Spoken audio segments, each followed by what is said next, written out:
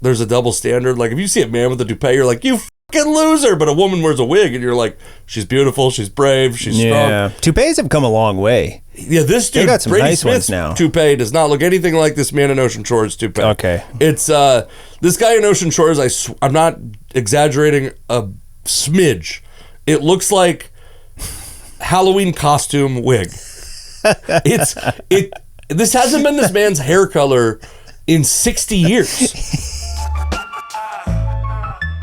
Podcast hosted by two white comedians, a stereotype about the blandest ingredients that childhoods didn't prepare them for life. Sexual tension you can cut with a knife. Podcast. Two white comedians. Podcast. Two white comedians. All right, we're back Hey. back on the I think at this point it will be called the Unseasoned podcast. We got some Australians that we've been having some problems with, folks. That's trouble. There's some guys, and you'll probably know about this already. They're folks, but because we rarely actually use the name of the podcast. Yeah. Do we bring it up on the show ever? I don't know. Maybe on the first one? Maybe on the first one. So, but yeah, some Australian guys we found out that we share a name with an Australian barbecue YouTube channel, which is, you can't have two, okay? You just can't have two, which is fine. I mean, I actually went and watched, and they're like very funny. Yeah, it's good. Like, good production. Fun. I've only watched like a very brief clip of them just to see who these motherfuckers are. These filthy koala smoking criminals. Koalas are Asia, right? These kangaroo smoking pieces of shit. Koalas? Are koalas in Australia? I think so. I always get koalas and pandas mixed up. They got wombats. I'm pretty sure they got koalas wallabies. They gotta have wallabies. You fucking wallaby smoking. British prisoner colony fucking pieces of shit. I don't know, they were very cool about it. We had some messages about I messaged with them for a little bit, making fun of the fact that the United States is tariffing Australia, even though we have a trade surplus with Australia, which was supposed to be the thing that made you not have a tariff. And then the guy was like, well, they won't take our beef. That was like his big deal. And I was like, okay, well, that's... It is good beef. No, we'll take their beef. They won't take our beef. Oh, you won't take our beef. Our beef ours sucks. is banned. Ours is banned, and that's his reason. Which is funny that we have beef with an Australian podcast. By the way, I'm a big barbecue guy. In the comedy scene, in the local comedy scene, well known. Love to smoke a brisket. Love to. You've never tasted it, but love to smoke a brisket. That's all you're known for in the comedy scene, is that you do barbecue. I am a comedy barbecue pitmaster. I don't have any identity like that. It's when you have a little bit of like, you're the MS guy, but I don't think you lead with it. But you know those people that are like that. But have like, do you mean like from other people or like self-given, like self-diagnosed? Diagnosed is funny. Do you remember the guy? And if he's listening, I actually thought he was really funny, by the way. But he went by Mad Bus Driver. You remember? Oh, yeah. That dude, I remember he came up with it was just a hat with duct tape on it, and it had Mad Bus Driver written on it. And he was like legit a bus driver, I believe. Yeah. If he wasn't, it's kind of even more funny, because all of his stories were pretty much exclusively about being a bus driver. That would actually make him like an Andy Kaufman-esque. He's just a to just be like a 5'3" elderly black man, and all of a sudden just start going, I've got this whole thing I got to do, this abstract art about driving a bus. His real job, he wears a suit and carries a briefcase. He's 6'4". He's on his knees. He could have just been small in my mind. I might not be. I think he was relatively tall. Mad Bus Driver. First off, open invitation. Come on the podcast. Take that bus on over here. We'll do it on the bus. We can do the episode on that. You park it at the terminal, and we'll hash it out on the bus. There's a podcast called Bussin' with the Boys. That could be what we call this the episode. Is that that's the porn one? No, I don't know. I don't know what the porn one is. Or is that a band? That's a Bang Bus. Bang Bus, yeah. Bustin' with the Boys is 2 former NFL players, Will Compton and Taylor Lewan. I've rarely ever watched it. I just know it exists. You think the Bang Bus specifically chooses rough roads? Ooh, for her pleasure? Rigged for her pleasure? They spend a lot of time on that fucking safety strip on the side, I'll tell you that much. Oh, boy. I was also thinking of, you remember, we could probably dedicate a whole episode to crazy people from open mics that have since quit comedy. Oh, jeez, yeah. Do you remember Pussy Vampire? No. There was a guy that went by Pussy Vampire that was around very...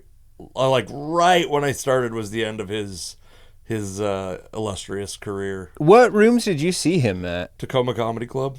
Interesting. I don't remember that one. There's been quite a few, though. Quite a few people. There's always, there hasn't been lately. I guess there's been one that initially I was like, this guy's the next guy that everybody's kind of afraid is going to lose his mind at an open mic. But it's been a while since there's been somebody on the scene that I'm nervous about. Yeah, we had a guy, as you may recall, that he ended up years later punched another comedian for a roast joke. But oh yeah, you remember him? Yes. Let's not mention him because he's might punch us. Well, he also threatened. He was like, "I got a gun in my car. I'm going to shoot you." To that same comedian. What the fuck? But I remember when I first met him, one of our mutual friends was doing like a door guy thing at Tacoma Comedy Club, and I came to hang out with him and watch whatever the show was. And this other guy was also doing the door guy thing. And remember when they had that door guy team? They called it the super team or something like that. Yeah. Anyway, so they were both on it for that show. Yeah, I remember those T-shirts. Did they have to? I did it before it was official, and so I was done doing it by the time it became a thing, and then people were like, "Fuck this! I can't believe they have." And I'm like, first off, this is how comedy works everywhere. This is it's an honor to become a Comedy Store door guy, right, or now a Comedy Mothership door guy. Yeah, that's people put that as a credit in their Instagram thing. But anyway, he came over, and I was just talking to I'll say our friend's name. His name is Jeff Taylor. If you're out there, Jeff, God, we love you. I miss Jeff so much. We thought you were talented. We so were wrong. Funny. We so were wrong. Funny. Jess used to have a podcast with him called Boys Over Easy. God, and then what a waste of a beautiful name for a podcast. I loved that podcast. We did not name. reuse it because I think it's shit. I think it's wonderful. Anyway, I'm talking to him, having a good conversation, and this guy walks up just to he's getting into the conversation because he's been talking to Jeff the whole night, right? He's not barging in, but he's like... Are we talking about Punch Guy? Punch Man, yes. Okay. I'm not calling him guy or boy or dude. It's Punch Man. Anyways, he comes up and just throws 2 cell phones on the table. And I was like, what's up with that? And he goes, gotta have 2 phones. And I'm like, are you cheating on your wife or something? He's like, no, I got a business phone. I got a personal phone. I got a business phone. And I was like, what? Is it the kind of business where you need 2 phones? It's just like a basically, it was like, I'm a drug dealer. This is the implication. Oh, listen, yeah. Punch Man. Yeah. But then he also was like, I think maybe packing at that very moment. It was a bit of a scary situation. But we should talk about, we got shit to talk about. We got to get off of. Man. Again, we could spend scary open micers. There was and I think this guy might be nice, but he always gave me just a little bit of I'm checking around. Remember Clown Brown? Yes. Yeah, same deal. Where I'd just be like, he might fucking rob me on my way to my car. Yeah, or steal I think he actually had a joke about stealing catalytic converters. Sure. I got a brief that was just because it was on my way here. I live in a complex that is, I would say, 80% elderly that have kind of in-home care during the day. There's a lot of nurses and stuff. Mm-hmm. So these old people are just kind of meandering about, and there's one, it's an old, I believe there's quite a few, I think they're Polish people in the community, sure. But this old guy, don't like him either way. He wears dress pants way too big for him, a button-up shirt, every single day he like cleans the entire block. He's got a little dustpan, a broom that's like he probably made it when he was a child and then shipped it over here. It's like a full branch of a tree. It might be the first broom. I'm glad we don't have both the center camera set up. I just tried to take a big drink of my water like confidently. Yeah. I'm just like, oh, nothing. Please don't Photoshop that. But he's fun. He I don't know if he's speaking in Polish or if he's capable of like I don't know if he's doing his language right or if he's just like old and senile. But is there a chance that he's speaking English so badly that you don't realize that it's nobody English? knows? Oh, okay. Because like he very rarely talks. He's like mumbling to himself. He'll every now and then he'll like try to talk to you, and you're just like, I don't know if this is a different language, if he can even speak his own language at this point. Very smiley and just all the time breaking down boxes. He seems like a friendly guy, but he's always breaking down that he'll take like boxes out of the recycling, break them down, pull the tape off them, put them back. Like if this guy stopped working, I think he would die. I think it's the only thing keeping him alive. He was we didn't see him for like a couple weeks, and we're like, oh no, this place is going to turn into a hellhole because he's like coming onto our porch and sweeping our porch and stuff. But there's another. You took a vacation at a labor camp somewhere. There's another old guy. He's like, every time I see him out walking, he's got a walker, and he moves so slow that like it always seems like he's about to die. Like, just, I don't know what he's out doing. Like, sure. But he moves so, and I passed him today is what made me think of this. There's also a guy, he's pretty agile. He's like older. He's got you play pickup gray hair. Yeah, I just throw shit at him and see if he moves out of the way. But we call him Poop Man because every day, a few times a day, he like kind of scurries to the dumpster with like a tied up plastic bag, and we've come up with that the bag is full of poop, and he's carrying human poop or dog poop. His poop is what we think, like maybe like a dirty diaper or something. Gotcha. And he's so hurried with his walk, and he seems like kind of shamed. Like he'll wave, but it's like a brief. He doesn't want to like maintain eye contact. But we got some characters. We got some characters around. I got a couple stories to tell because speaking of poop, I went to Ocean Shores with my family to start. Yeah, speaking of poop. First off, it's funny because the last episode that we released as of today, which will tell you a little bit about how far in advance we record. You're shitting on Ocean Shores on that episode. Like, Ocean Shores sucks. The beaches suck. Hate it. Ocean Shores sucks. I will say there's a thing about Ocean Shores that's interesting, that's true of, and you said this about every beach town. I think it's true of just most small towns, but especially a place like that has like, there's some reverence for it from outside of it. Like if you live in, what would be like a good, like, Roslin's not even a good example. Like Easton, Washington. Which is a town, it's like on the mountains, but you don't know, it's not a destination for anyone. Yeah. Nobody goes there. They have like a burger place that's like regionally barely famous. Like other than that, there's like no culture that anyone's going there to consume. If you live there, I understand how you're not like, nobody's got any reverence for it, so you have no conflict in wanting to leave. But there are people who live in these small towns where they have like, people love Ocean Shores. Some people do, not you. But some people love Ocean Shores. And then the people who like, it's their identity that I'm from Ocean Shores, I live in Ocean Shores.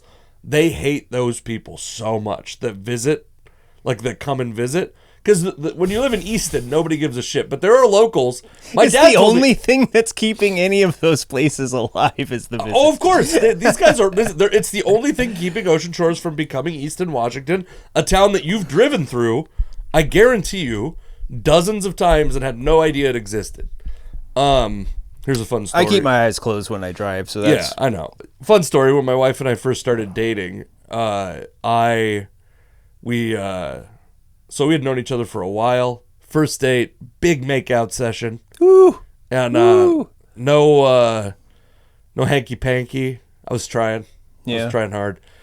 The second weekend we hung out together, I had actually gone to Westport, done commercial fishing that I told you about, or not commercial fishing, charter fishing that I talked about on that episode. Yeah. It was Memorial Day weekend, came back home, she came into my house, fooled around again, baby, but only making out, no funky business or funny business. So, quick question. Sure. Quick question about making out. Do you do you like to make out for like a long time? I mean, I'm a 38-year-old man. I mean, so, like, just like in your makeout days, where you like, did you like do long makeout sessions? Well, it was never because I wanted to make out for so long. Okay. It was because we had not progressed beyond making out yet. Yeah. And my wife, I've talked about it on this podcast, she held out quite a while. Mm-hmm. Anyway, though, she left her glasses in my bedroom, and I drove them. She had class the next day, forgot her glasses. They were new to her, so she forgot her glasses. Yeah. So I met her in Easton, Washington. You kissed the glasses off of her. Just they go flying off. And then I ended up like taking them to her in I met her I was like, you better pull over your car. I will come bring you your glasses, like a heroic man. You gotta rescue her. And I did that, and then she's like, for that effort, you could come to my apartment in Ellensburg, Washington, and still only make out with me, not do anything more than that. Just kisses, baby. Just kisses. Anyways, we go to Ocean Shores. It's I like Ocean Shores in the off season. I have not been there in the summer since I was a kid, I don't think. I like it because it's like very there's nobody there. There's no like I hate waiting in line. I don't want to go on vacation to wait in line. You know what I mean? Yeah. Good seafood available to you. You can go to the beach. I don't mind Ocean Shores beaches. So we show up, cute little Airbnb, 3-bedroom Airbnb. We're gonna have all three bedrooms filled. 2 kids, me and my wife in the 3rd bedroom. And I was like, well, I'll talk to my mom, see if she can watch the dog. And my wife goes, no, we should take her to the ocean. She's 7 years old. This might be the last chance she has. Is that what the 3rd bedroom was for? For the dog? No. Or you had the kids in there? Kids in the bed. Each in their own room? I told you, we are white people. Our dog sleeps on our bed with us, God damn it. King bed in this Airbnb. King bed in the Airbnb. And anyway... So captain, and it's on the ocean. That's a captain's bed. So we because the dog's coming, we have to bring a portable crib for my youngest. We have to bring a kennel for my dog, and we have to bring my dog. So this means 2 cars. We drive down. My dog sits in the passenger seat. She finally gets calm enough to lay down in the passenger seat as we are pulling into the driveway of this Airbnb at Ocean Shores. We get in, and I'm telling you, we are in this Airbnb for 3.5 minutes. My dog shits in the bathroom at the Airbnb right away. Right away, drops hot logs in the there's on a rug in there. Uh-huh. My wife's like, thank God they had a like washer and dryer at this Airbnb, so we were able to like wash it. And then my youngest daughter is like kind of, fucking stumbling around because she's doesn't walk great. The dog slams into her, knocks her into the facade of the furnace. That comes off. The pins she hit hard enough that it went flying into the furnace. So I'm like, I got a dog that I can't fucking corral. She's walking around like, because it's a dog-friendly Airbnb, which means there's been a lot of dogs there. She's walking around, and when she starts sniffing like that, sometimes it's curiosity. Sometimes it means she's going to shit again. Yep. Sometimes it means she's going to puke. If she pukes in a spot that's not a rug that we can just pick up and put in the washer, it's going to be bad, right? And we are less than 20 minutes into this visit, and I can't get this goddamn face of the furnace on. My dog might be puking. She already shit once. They have a glass coffee table with like sharp corners on it that the 1-year-old were like fucking constantly. She just wants to dive into it every 10 seconds. So we got to be like constant supervision of her. They have a fenced backyard, but my dog can jump over a fence. She's an athletic dog. So it's fucking chaos. And I'm sitting there just going like, I just want to go home. I was so much more relaxed at home. Yeah. We ended up having a pretty good trip. Not great weather.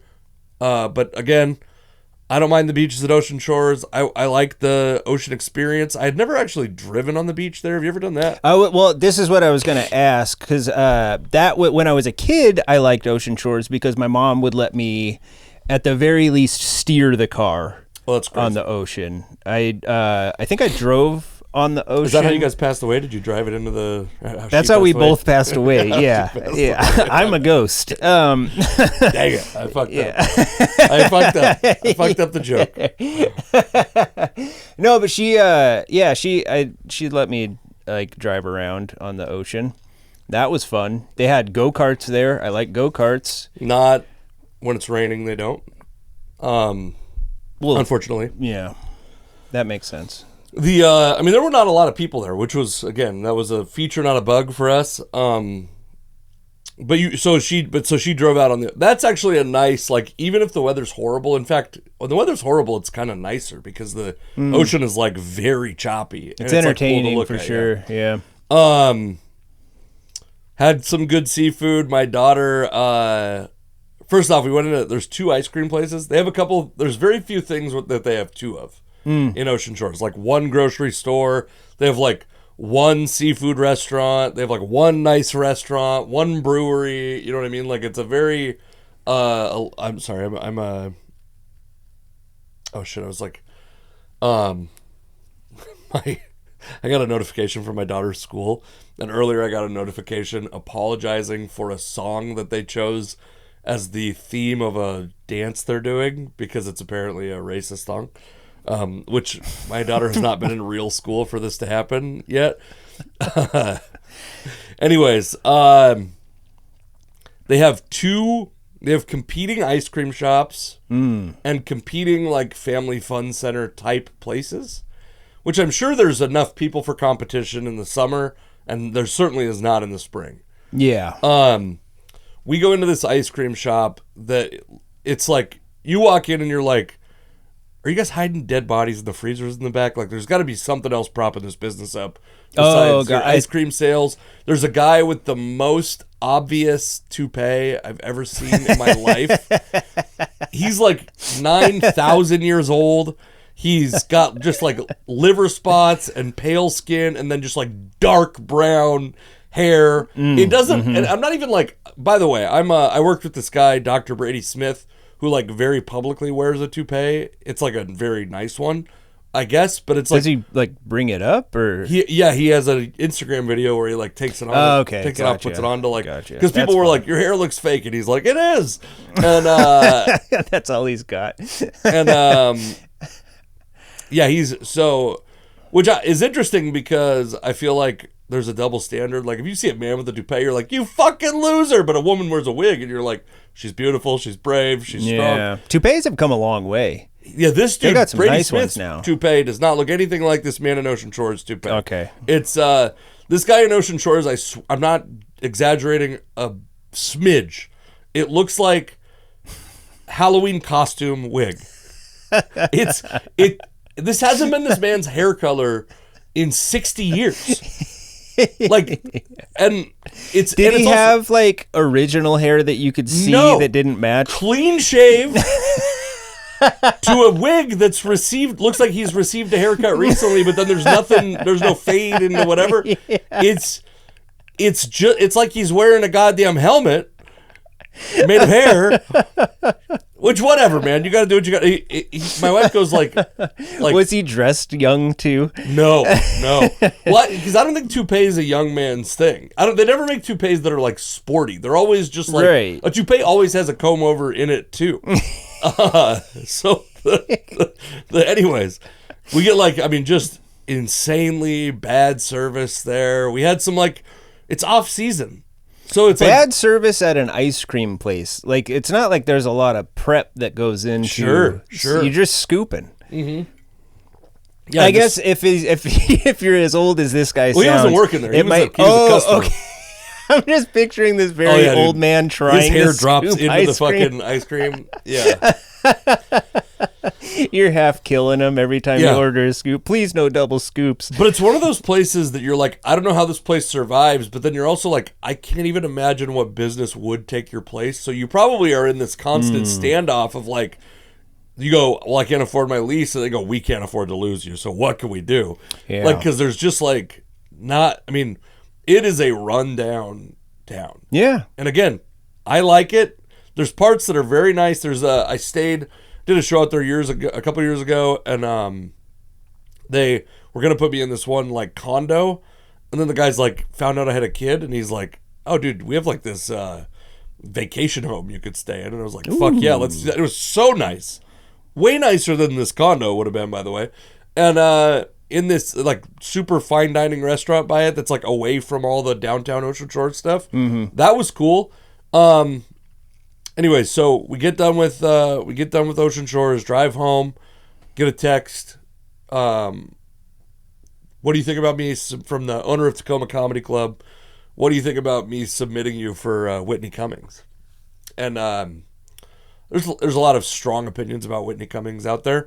Since I started, she's someone who's a work ethic I've admired. I've always thought her stand-up was very funny. She my wife and I watched the show Whitney, which is how we found out about Chris D'Elia.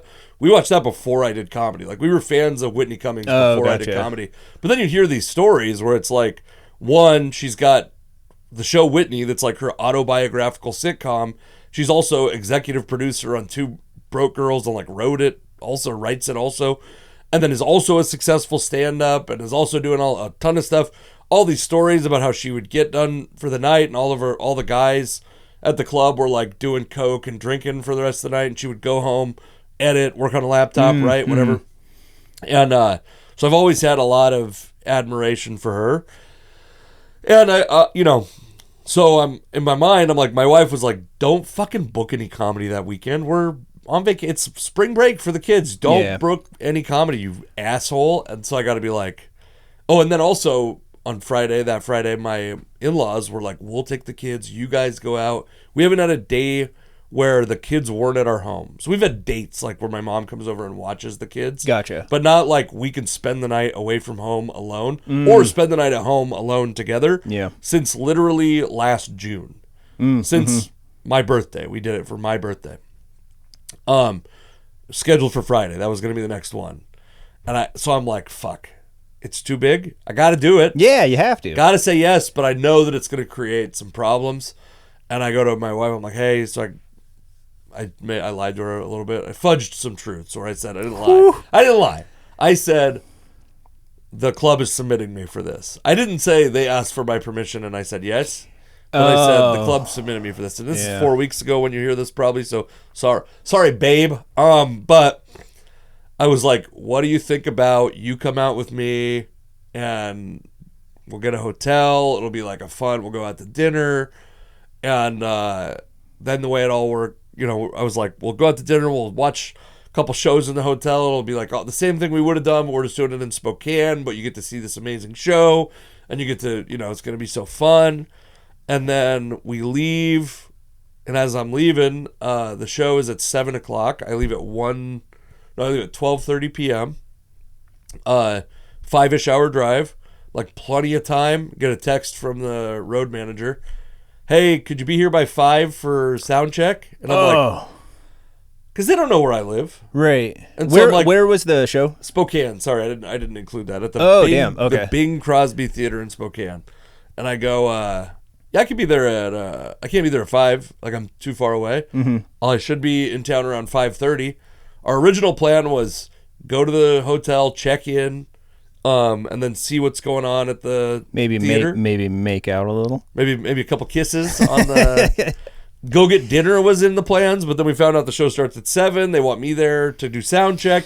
Now it's like this thing where my wife was... we were gonna have this casual check-in and have dinner. Now it's no check-in. We bought a bottle of champagne. We were gonna chill it so we could drink it after the show. Instead, it's gonna sit in the back of my car. It's not gonna be cold when we get done. Should have held it out the window. Yeah.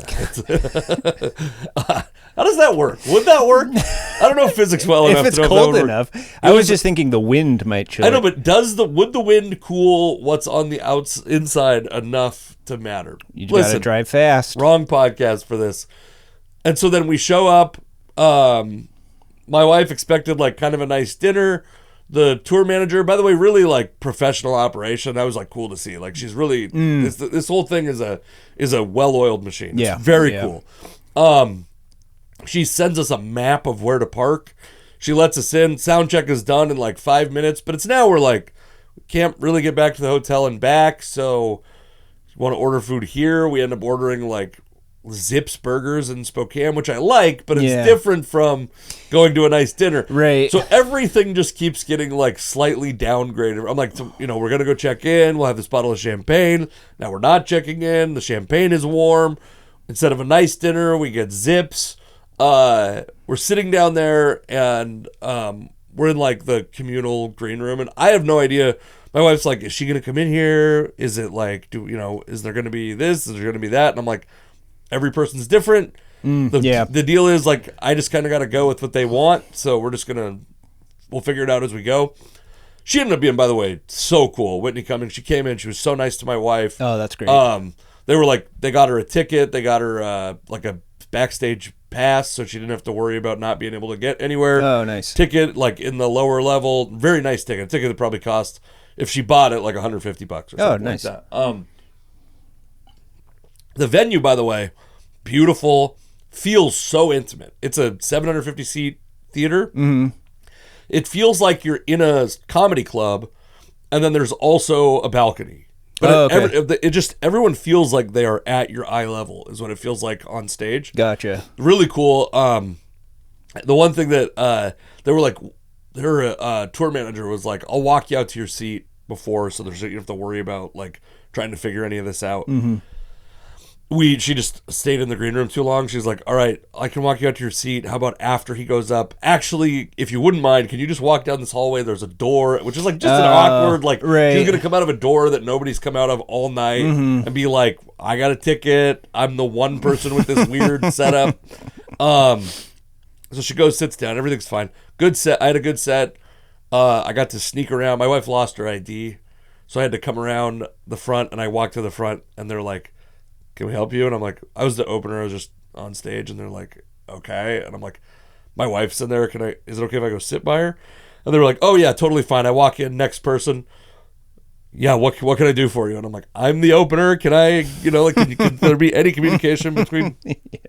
Which is exactly what we're worried about with my wife.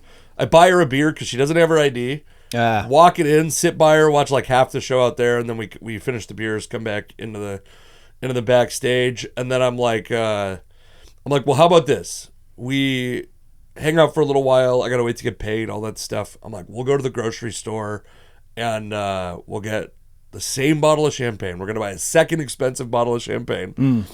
It'll be cold, and so we will get that. Come to the hotel, put on Hulu, Netflix, whatever. Watch the show. Yeah, we go do that. They don't have that bottle of champagne. It's not an uncommon brand, but they don't have that bottle of champagne. It's one she likes. She is a bit of a champagne snob. They don't have it cold. We get a not great, but the most expensive bottle they have, like a $16 bottle of champagne from this grocery store. We get back to the hotel. No, there's no fucking way to stream anything. So we end up watching, like, drinking champagne she doesn't like, eating snacks she didn't really want that bad, but we got at the grocery store, watching goddamn reruns of Family Feud for till 11 at night, and then woke up. And then I'll give you a moment because I know I've been hogging this story. Go to breakfast in the morning. By the way, Satellite Diner in Spokane is great. Love that place. Yeah. Driving home, we passed through some town, and I was like, oh, I should have stopped at that Love's. When I'm on the road, you got to stop at Love's. I like Love's because the bathroom's always clean. It's always accessible easily. You don't have to ask for a key or anything like that. The gas is cheap. That's where I like to stop. Let's see where the next Love's is. And it's like, I don't know, 26 miles away. My gas. That's too far. My gas says 35 miles. Gonna be fine, baby. We'll be fine. in boy. 7 minutes, Oh, no. which is about 8 miles at the speed I was driving. Uh-huh. My gas says 10 miles. Whew. And now we're like, oh, shit, we probably actually should figure out where the next gas station is. Yeah. The next gas station is 18 miles away. The closest gas station is 18 miles away. So now your wife's got to get out and push.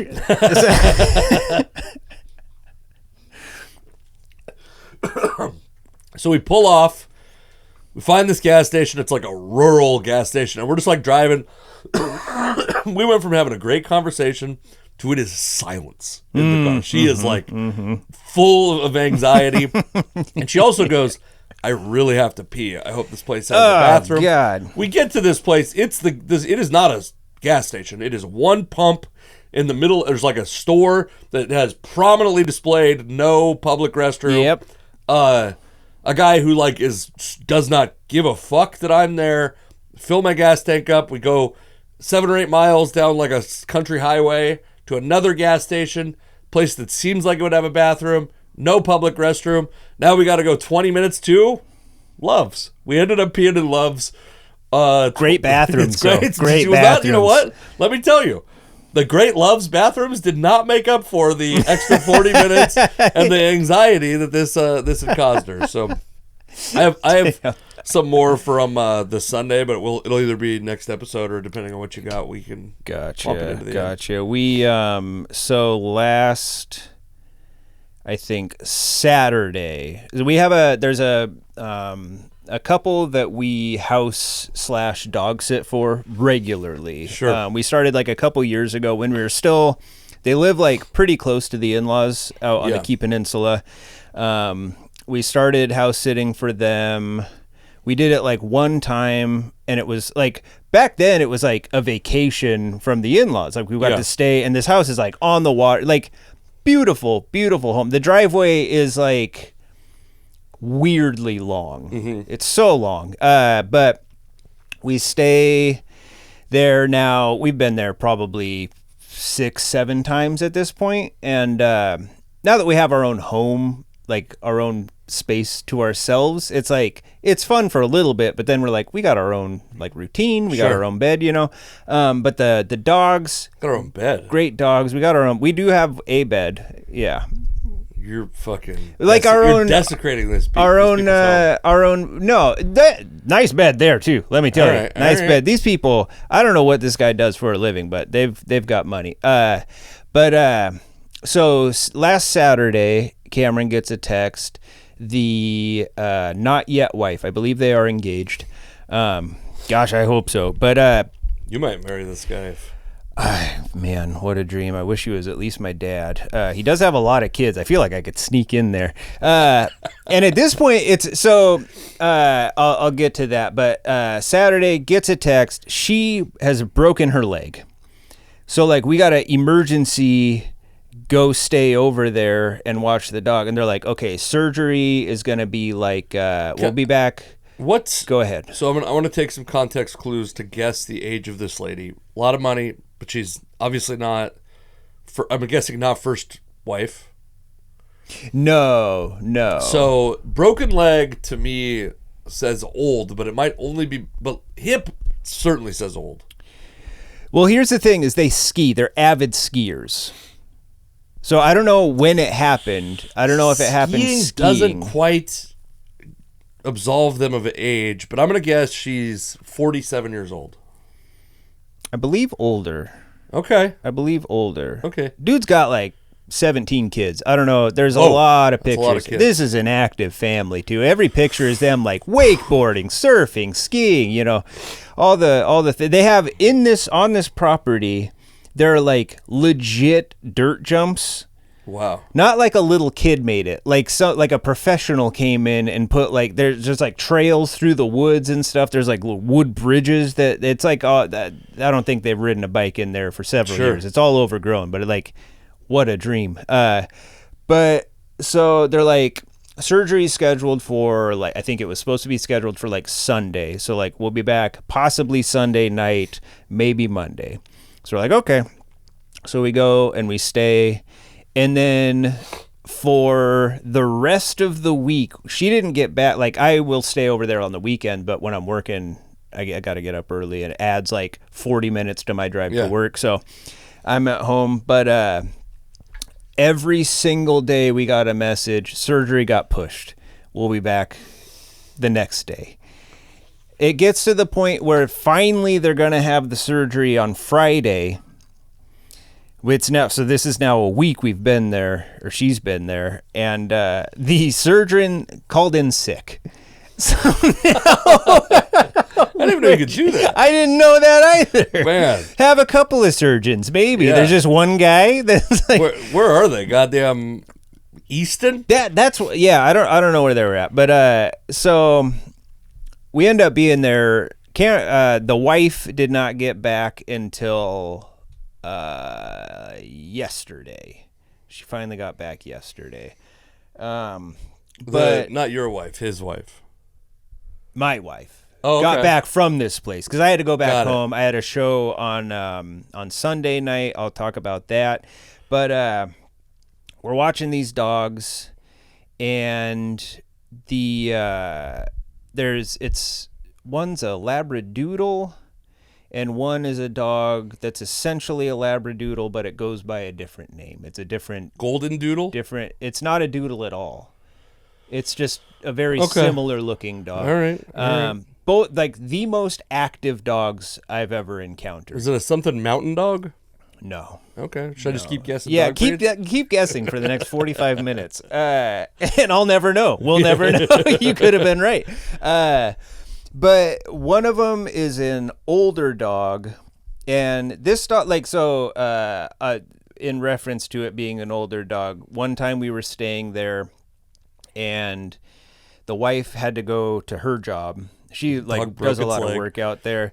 No, so this dog, the past few times it's not run off, but this dog has a tendency to run off and just be gone for the day. And they're like, he'll come back, don't worry. But it's like, well, I mean, we're going to kind of worry a little bit. You know what I mean? We're trying to maintain this relationship. You need a couple repetitions before you feel comfortable. So one of the first times we were there, wife leaves for work. I take the dogs out to play fetch. Immediately, this dog runs off.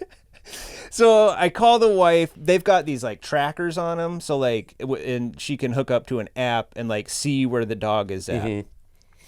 Tracks down the dog. It was at a neighbor's house. Gets the dog back home. She goes back to work. It's a whole thing. Kind of took half her day to figure this out. Dog comes back. I go downstairs. I have a Costco chocolate muffin.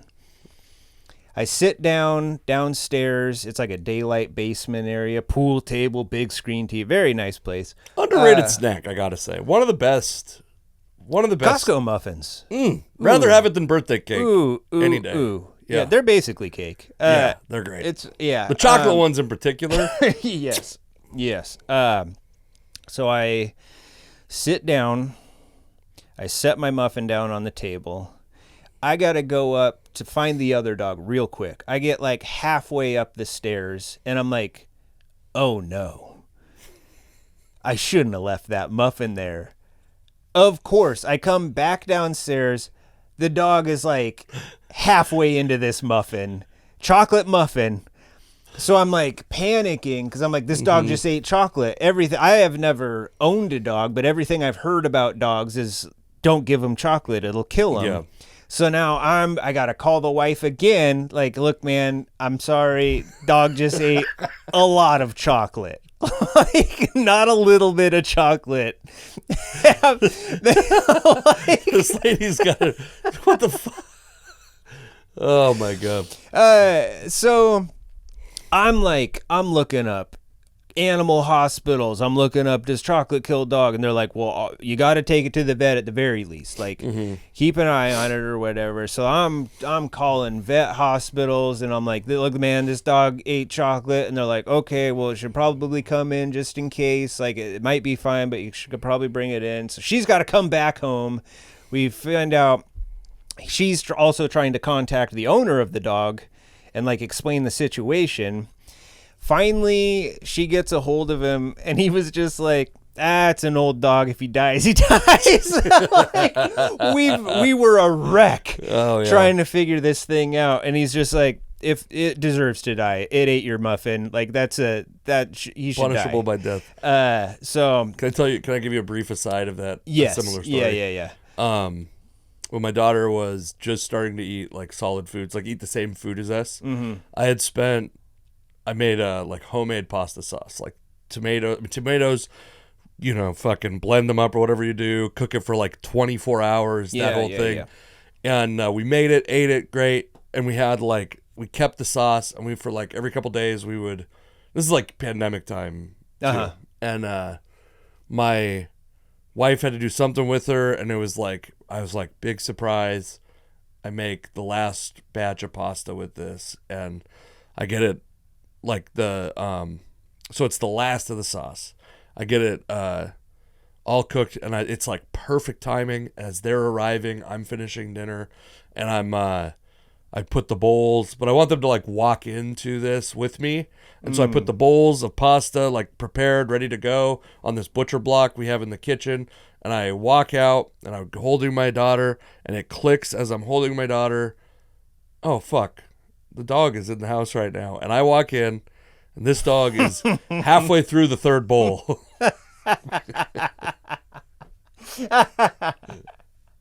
And the amount of euthanasia I wanted to fucking give to this dog, I cannot describe. Yeah, I have heard that if a dog's pissing in your lawn and it's like killing the grass, if you give them like tomato juice, then it won't Interesting.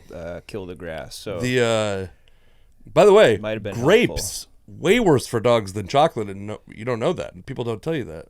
I don't know that. Grapes are like legit I still poisonous. don't. I don't know if I trust that. No, they're like, if they eat a grape, take them now immediately. That's like they can eat a shitload of chocolate before it becomes an actual problem. Yeah.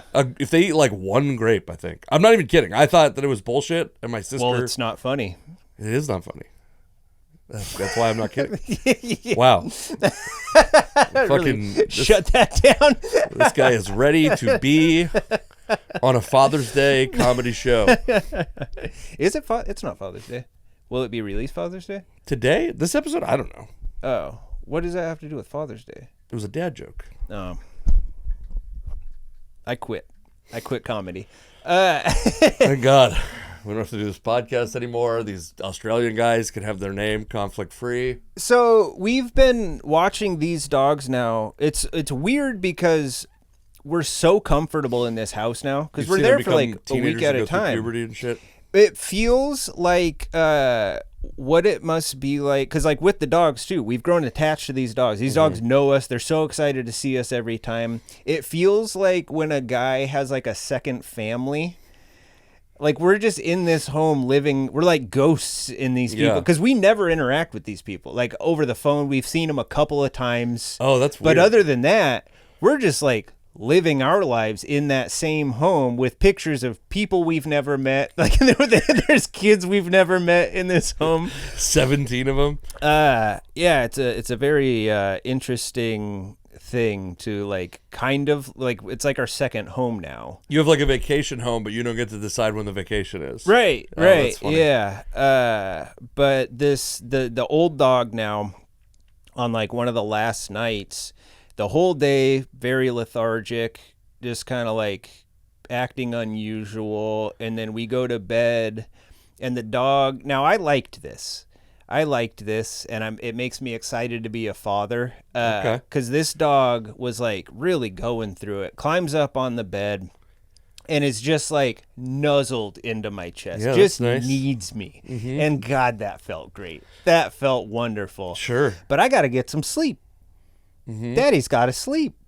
So we eventually, I'm like, I'm loving it, but I'm like, all right, man, like you got to go. So we kick the dog off the bed, and I'm like, if this fucking dog dies, I'm going to feel so bad for kicking it off. The dog didn't die. The dog is alive and well now. Woo! But I can't wait to have a kid that's like sick.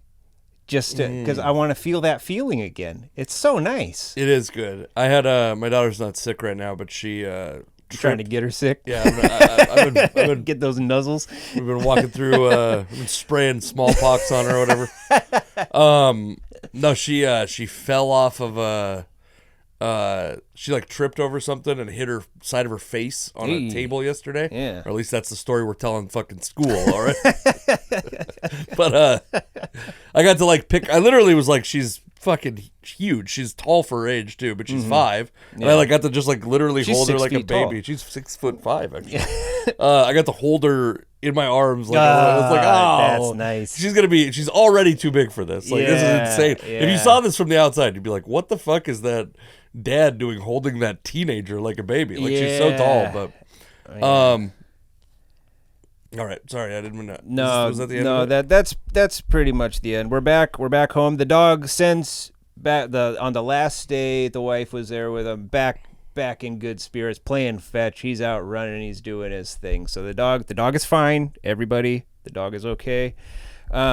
Sunday I did you were doing no, it was a different show. You were out doing another big show, bigger than this show. But I did a private event. I'm aware of this private event. At the 6th Ave Club. Yeah. My favorite club. So cool. I love that club. I'll be there, by the way. Well, this is long gone. Never mind. I was going to say I'll be there on Wednesday with Ron on, but I'm sure that'll be a story on its own. Yeah. So I get booked for this show. It's a lot of moving parts with this show. It is for Orange Theory. Are you familiar with Orange Theory gym? Yes. It's a gym built around shame. They Is hook it? you up. So I think the mother-in-law went to this place for like a week. Didn't last long, but you're like hooked up to a heart monitor thing, and you got to stay in the orange zone. But everybody can see everybody else's shit, so you're just being judged the entire time for the workout. Really, it's like the opposite of Planet Fitness. Yes. There's so it's for specifically all gym people. Mm-hmm. The proceeds of which go to Humane Society. I don't know how those two are in any way related, but I'm like, I haven't been on stage in a while, and it's one of those things. How long can you go without being on stage before you're like, I don't know if I remember anything I've ever said on stage. I mean, it's not much longer than a week. I could do a week. Yeah. But much longer than that, it gets dicey for sure. Yeah. So I haven't. It's probably been. I think I did like an open mic maybe the week before, but I haven't been like on a show in a couple weeks, and I'm having that feeling. And on top of that, I'm like, this is like a private show. It's supposed to be kind of like PG-13-ish. They ended up not caring at all. Sure. But I'm like, it's like one of the gyms is in Gig Harbor. These are Gig Harbor people, real up on themselves. The Gig Harbor. It's a nice area, but come on, give us a break. It's not that nice. It's Pierce County, you fucking losers. But so I'm like, I'm nervous for the show. I can't remember anything I've ever written. I'm like, I don't know how this is gonna go. And I definitely have the thing where I go, do I have any jokes? Have I ever written a joke? Do I have any jokes? Yeah. I started writing them in an Excel spreadsheet or a Google Doc that I could access for that exact reason. So gotcha. I do have jokes. Gotcha. I do have jokes. Yeah, I've got like my set list on my phone, so I can look at it. And it's one of those things where like you feel like I can't remember like what's the next line after that, but then you get on stage and it's all just right there. Yeah, it just comes back. It's such a wonderful thing. One of the funnest sets I've had. Oh yeah, in a long time. This crowd was wonderful. That's awesome. They were wonderful. Because that is either going to go either way. Yeah, it's not going to go in the middle. It's going to be either they're really terrible or they're insane. They were great. I did not to one up, but I did a show for homicide detectives, and you're like, and the only thing they don't really like is references to hip hop. They don't like hip hop. Otherwise, these guys are up for anything because they've seen everything. Yeah. And the gym people probably like they intentionally put themselves under duress, so they're not going to be freaked out by your joke. No, that's at least a theory. They loved it. A lot of very pretty fit people. Sure. A lot of fit people. You're saying that's different from a normal comedy audience.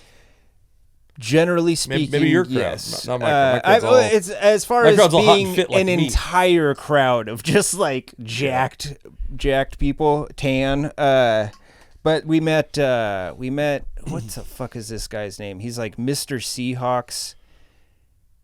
Captain Seahawk. I heard about this guy. I think it's Captain. He looks like he would go by Captain Sure. Seahawk. He had a Seahawk blazer, like a Love that. custom blazer. He had like these bright colored Seahawks glasses and stuff. Came up, told us how many followers he has, which is That was odd. like open the conversation with that. Kind of. Great. Kind of. Great. Nice Love that guy. too. He was a Yeah. nice guy. He took a selfie with us. That was He's like, this has got to be such an selfie. honor for you. Yeah, it kind of felt that way. It did kind of feel that way. No, but it was a lot of fun. It was a lot. I wish I would have. I didn't bring merch because I wasn't sure how many people were on the show, and it was too many people to feel comfortable selling merch. Sure. You can't. There's like a limit. Yeah. You know? I have a theory we could talk about on a different time because I want to get into my. Are you done with yours? I'm not trying to be like. We're running out of time. Okay, go ahead. I don't want to stop I didn't you. I didn't really have much. It was just like a nice Yeah. difference. That than what sounded I more was dismissive than I expecting. wanted. I didn't want to be like, are you done with yours? I need to start talking. I just meant No, we all know old Casey McLean just chomping at the bit for his next story. can't stop. Here we go. Won't stop talking. This guy. I mean, by the way, I'm going to tell you the cap to maybe the best comedy weekend I've ever had, because the Whitney Cummings thing was like, got to work with. There are 6 people that I figured it out this weekend. There were 6 people that I wanted to work with when I started comedy. Uh-huh. I've gotten to work with 2. She was the second one. Ah. Joe List is the other one I've gotten to work with. And he was like 1 or 2 on the list. So Yeah. I got to work with him really early on into comedy. So I was like, I'm going to be working with all these people really soon. Uh-huh. I mean, literally one of them quit comedy, like does not do stand-up anymore. Oh, really? Yeah, Wow. Tommy Johnigan, like basically does not do stand-up Oh, anymore. interesting. Yeah. But so I got to finally, it'll be 10 years I've been doing comedy in June. And I've wanted to do Portland Helium that whole time. Oh, It's yeah. a club that's very close to us. And, but they got a lot of comics there. It used to be one of 2 clubs there. Now it's the only real stand-up club there. Mm-hmm. They are an A club, which means that those comics down there are facing the same thing we are, which is headliners bring their own openers. Yeah. So, you know, it's if you're lucky to do 2 feature weekends a year Uh-huh. at your home club. And lucky, I mean, like you get like 3 every 24 months, basically. Gotcha. That's your experience too. Basically, Yeah, it's probably yeah. somewhat close to that, and maybe it's a little off, and maybe I'm not grateful enough. But I'm very grateful to the clubs that book me. I've tried to get in there, have not been. I literally had not stepped foot in the building. I thought I was going to be able to do a guest spot one time. It didn't work out when I was driving through, and I was going to do their open mic. But then you just start to. The more you do comedy, you're like, I can't go crack Portland, the city of Portland, in one open mic. Right. I'm not going to get booked at Helium after one. I got to go like to many, many open Yeah, mics. And then yep. it's like, how many times can I be home at 1 a.m. on a Wednesday Yeah. and still have the energy to do a show on Thursday that I get paid for? You know what I mean? Right. Yep. So I just was like, it'll happen when it happens. And then our friend Gabriel Rutledge has gotten to work there a couple more times than normal since the pandemic. And then, as we know, you and I both know, he's had a huge career surge. Yeah. And so he was headlining 2 shows on Sunday. They had to add a show because one sold out. And months ago, I was like, hey, man, I saw this on your calendar. I don't need anything special. Can I just work this show with you? Can you see if they will let me? And he's like, this is how much it's changed for Gabe recently. Is I was like, well, he goes, if they let me. Yeah. But when you start selling out the whole goddamn thing, Yeah. they're like, we'll let you. We'll let you do whatever you want, that's awesome. motherfucker. So a couple months ago, he booked me. I got booked on it. And I didn't know what it was going to be like. You always walk into these new places, especially at a club like that, and you've seen video in it. You're like, I have no idea what this place is actually going to look like in real life. Because they never quite look like what they look like on video, right? Yeah. Yeah. And you walk in, and it's just like, it is a lot smaller than I thought it was. Interesting. I think Tacoma Comedy Club is like a huge room. Yeah. And I don't know if you expect that or not when you see video or pictures from it. Helium is like just a great little intimate club. How many seats? 275, I think. Oh, gotcha. But it feels like, I mean, it doesn't seem like it would be 275 based on the size of the room. Okay. And then you're just like, where's the green room going to be? How are you going to get on stage? A lot of the Helium clubs, there's like a door that you walk out of that's on like onto the stage. And this was like literally the green room is like you walk through one door and then there's a curtain and you walk through that and you're on stage. So it's like nice. Very short distance. Bathroom in the green room also, by the way. Ooh, gotta love a That's green room nice. bathroom. But the only story I want to tell, I had good sets both times. Gabe also booked the host, this woman named Mandy Simonson. You ever met her? I don't know.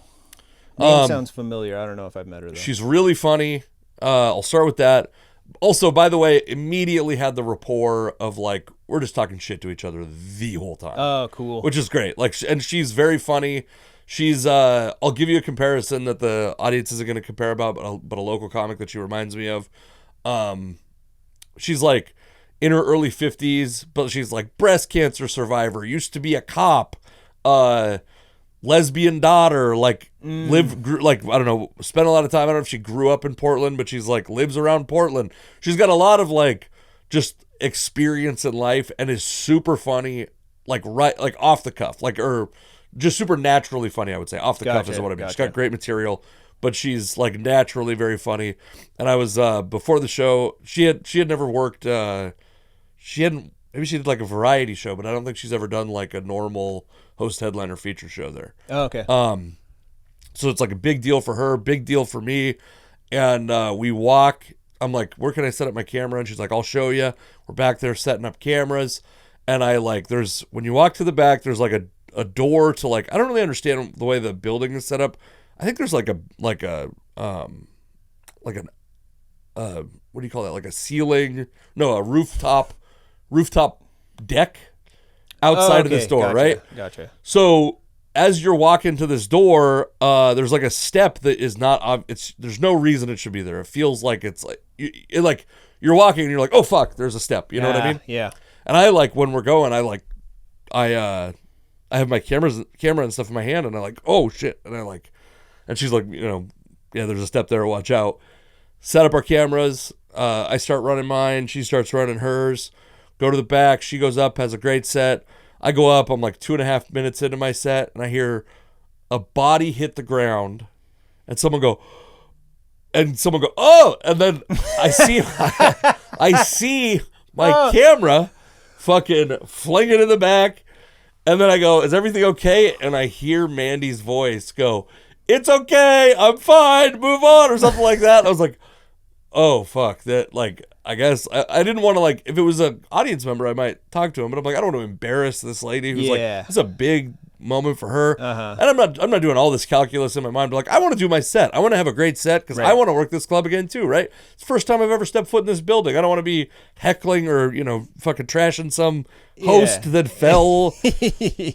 So she had gone to this step, but now it's dark.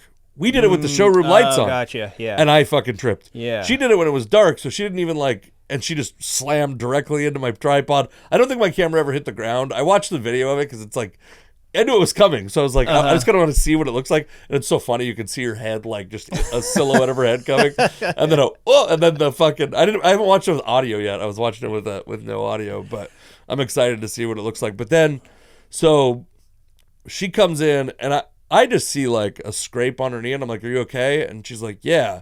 But right after an injury, it doesn't look that crazy. Yeah. Dude, by the end of the night, this lady had like a fucking an extra softball on her knee. And she goes out the next show and she goes, I got a scrape on my knee because someone fucked me so hard last night. Or like makes a joke out of it, right? But then she's like, comes back in and she's like, and she's got ice on it, dude. And it's like not good. And she also, by the way, Gabe asked her to help him sell merch, like stand there and do, and she comes out, does it, no complaints. Oh, nice. Not a single complaint. Nice. The end of the night, by the way, I've had this with sports where you're like, the adrenaline's pumping. The moment it wears off, it's like, oh no. Yeah. I had this with, I thought I broke my ankle in real time, I thought I broke my ankle because I was like at a movie theater, going to take a piss, running down the stairs, and all the stairs were like 1.5 strides long. Mm-hmm. And so I caught my heel on the back, full body weight, running down the stairs, landed on the side of my ankle, rolled, like, heard my ankle pop, my leg goes numb. I walked to the bathroom, and I'm like drunk at the time. Is that why you were running down the stairs? To piss. I was running down the stairs because I didn't want to miss that much of the movie. I was trying to go quick. Yeah. Anyways, the next morning, I like played pool, fucking I stayed out till like 2 a.m. It was like 5 hours later. I finally went to bed. I woke up. I couldn't put an ounce of pressure on it the next day. Ah, damn. But so anyway, yeah. And then hopefully she's all right. We'll see. I hope she went to the doctor because it was like by the end of the night she was like trying to take a step down the stairs and she's like, they have an elevator, right? And then walked into the elevator and then we never saw her again. She died hours later. Wow. So no, shout out to Manny Simonson. Very, very funny and very cool. And by cool, I mean I talked a lot of shit to her about other people, and I hope she didn't tell them. All right. We got to end the podcast. Casey McClain Comedy. I'm Jess Everett. Thank you. We love you. Bye, everybody.